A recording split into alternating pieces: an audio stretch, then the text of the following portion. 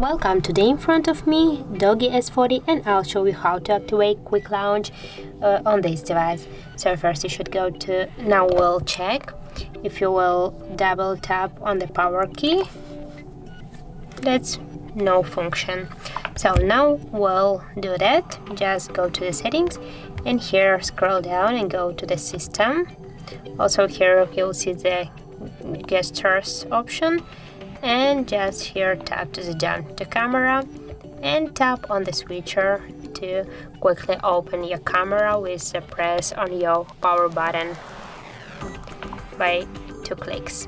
So as can you see, we can make a picture right now, and that's it. If you found this video helpful, leave like, comment and subscribe our channel.